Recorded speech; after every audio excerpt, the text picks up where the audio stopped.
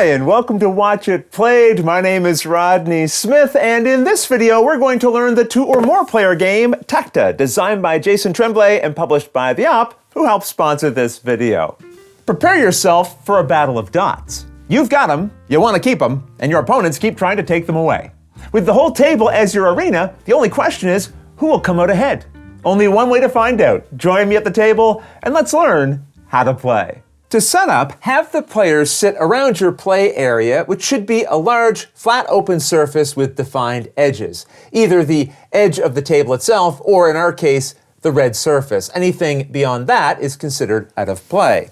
In the center of the play area, put this starting card, with the side showing an X in the center, face up. Separate all the remaining cards into 6 decks organized by color. These are double-sided, and it doesn't matter which side is face up. Have each player collect a deck and return any extras back to the box. In this video, we'll assume we have 4 players. If you have more than 6 players, you can get even more people involved by following the team rules covered at the back of the rulebook. In fact, the game comes with a few different ways you can play, and although we're going to focus on the standard rules in this video, we'll briefly look at these other options at the end. Either way, once each player has their own deck of cards, they give it a good shuffle. Now, since these are double-sided, you do this without looking at them. And when finished, you'll hold your deck throughout the game, ensuring that you don't fan or look through the cards. You are only allowed to look at the cards on either side of your deck. So as the blue player, I can see this card and this one. It's okay if other players can see the values of your outer cards during the game. But if your group prefers to play with these faces fully hidden from each other, you can decide to do that as well. And that's the setup. In Tacta, players will take turns adding cards to a shared play area, with each new card overlapping a previous one. Your cards will show a certain number of dots, and players will attempt to cover these up because at the end of the game, the player with the most dots visible on their card spread across the table will win. Now, before we get into how turns are taken, I'd like to take you on a quick tour of the cards. Aside from the colors and how they're shuffled, each player's deck is exactly the same. The cards show a value in the center which matches the number of dots it has. Here we see a 2, and there are 2 dots on this card. Below the value in the center, you'll find a symbol that goes with the color of the deck. So if you're not able to distinguish colors easily, you can refer to the symbols instead. The value will also have a circle, triangle, or square outline. That shaped outline is known as the card's suit and is only used in some of the alternative ways to play, so we can ignore it for now.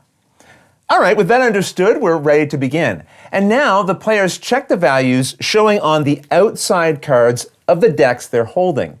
The player with the lowest single value will take the first turn. If there's a tie for the lowest value, the tied players combine the values on both sides of their decks, and the player with the lowest combined total goes first. If there's still a tie, pick a tied player randomly to take the first turn. Turns are taken, starting with the first player and going clockwise around and around the table. And on your turn, you'll pick either of the outermost cards of your deck to play. So in this case, I could choose this card or this one. I'll pick the one here, drawing it from my deck. I must now connect it to the starting card by overlapping one of its outlined shapes with a matching outline here. The shapes on your cards will either be triangles, like we see here, squares, like we see here on these cards, or long and short rectangles like we see here and here. These shapes will be in various positions on the different cards, and whether they are filled in with a color and show dots or just an empty outline, you treat them the same way when connecting them to another card. I should also point out that you can use either side of a card when playing it, and each will show a mirror image of the other. That said, the card you play must go on top of the one you're connecting to, and one of its shapes must perfectly match the shape it is covering. So just to ensure this is clear, let me show you all the possible ways I could connect this card to this one. Using this triangle, I could go here, here, here, or here. Using this triangle, I could go here, here, here, or here. And don't forget, you can also flip the card over and match a shape that way. This short rectangle, I could connect here or here.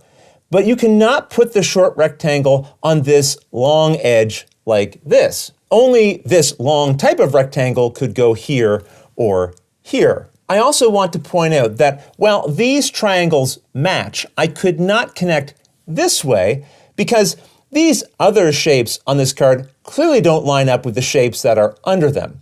So let's assume for a moment that I decide to connect my card this way. Once the first player has legally connected their chosen card to the starting card, the next player in clockwise order takes their turn, picking one of their outer cards to play, flipping it to either side, and then connecting it to any card in the play area. So they could connect to the starting card or to this one. In this way, as turns continue, there will be more and more cards a player can connect to when their turn comes. And with that in mind, I'm going to set up a few different examples like you might see later in the game in order to clarify more things you can and cannot do when playing a card. As I mentioned, you can flip and rotate the card you are playing in any way as long as you match one of the shapes on it to exactly one matching shape underneath. And it's okay if a dotted shape covers a hollow shape, or if a hollow shape covers a dotted one, or hollow on hollow, or dots on dots. Remember, as I mentioned earlier, at the end of the game, you will score points for all of the dots visible on your cards. So you will often be looking for ways to cover your opponent's dots while keeping yours exposed. Just be aware you cannot connect shapes that don't exactly match. So this could not go here, but perhaps I would place it here. As another example, although this is a rectangle and so is this, they're different sizes. So this could not go here. I might instead place this one here. Also make sure that the card on top doesn't interfere with any of the lines underneath or create lines on top that don't match what's underneath. So for example, we can't put these two short rectangles together on top of each other because there's now a line here that isn't matched underneath. This is blank in this area. And we can also see that the line here is crossing into this triangle, and that doesn't match either. For this short rectangle shape, remember, it will only cover or be covered by the short rectangle edge of another card. And long rectangle shapes, like we see here, must cover or be covered by other long rectangle edges. So as an example, this one could be placed here. Now I also want to point out that when matching a shape, you can only cover a single card and a single shape. So if I was to flip this over, technically, although these two shapes do perfectly match, I've now covered more than one. In fact, I've also covered more than one card because now I'm on top of this blue one as well. So instead, let's just do this.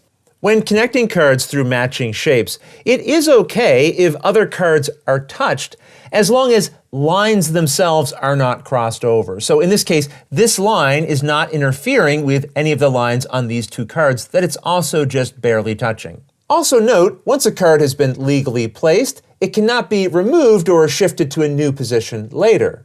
However, if a card is placed and then later bumped, you can gently nudge it back into place. Now, while playing, if you happen to notice an illegally placed card after the game has continued, remove it from the play area and return it to the box, unless another card has already been placed on top of the illegally placed card. In that situation, leave it there and it will be dealt with at the end of the game. In the rare case, and only in the rare case, that you don't have a legal placement for the card you've chosen to play, you may put it anywhere in the play area without touching any other card. Other cards can then be connected to that card later. Also remember, a card cannot be placed if it would go outside the limits of the play area, which in our case is the red surface. Okay, with that we've covered the do's and don'ts of adding new cards to the play area. And turns will continue one after the other around the table until all the players have placed all the cards from their decks. Then it's time for final scoring. Here you total the visible dots showing on your own cards and separately count the dots showing on the cards for the players seated to your right.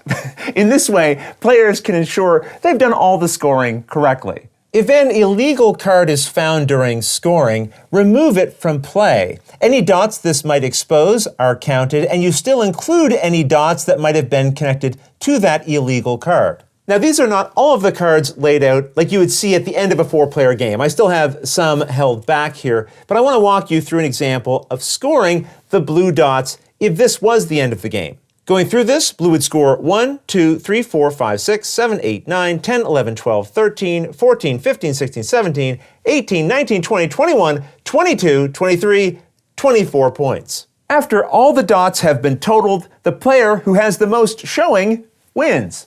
In the case of a tie, the tied players shake hands and share the victory. But if you insist on having a single final winner, you may also decide that the tied player who ran out of cards first is the winner. In addition to the standard rules, at the back of the rulebook, the game also comes with other ways to play in order to accommodate a smaller play area, faster games, team games, free play, which is a race to play as many cards as possible with no individual turns being taken, and a sabotage mode, where your opponent will be forced to use some of the cards from your deck in their own. There's even a space right here for you to come up with your own unique ways to play and record it in the rulebook. And by following the publisher's website, they hope to provide new variations for you to try in the future. But all of those rules I'll leave for you to discover on your own. Otherwise, that's everything you need to know to play Tacta. If you have any questions about anything you saw here, feel free to put them in the comments below, and I'll gladly answer them as soon as I get a chance. You'll also find forums for discussion, pictures, other videos, and lots more over on the games page at Board Game Geek, and I'll put a link to that in the description below. And if you found this video helpful, please consider clicking that like button, subscribing, and tapping on that bell icon to get a notification anytime we post a new video. And if you'd like to support us directly, you can join our Patreon team, which I'll have linked below. But until next time, thanks for watching.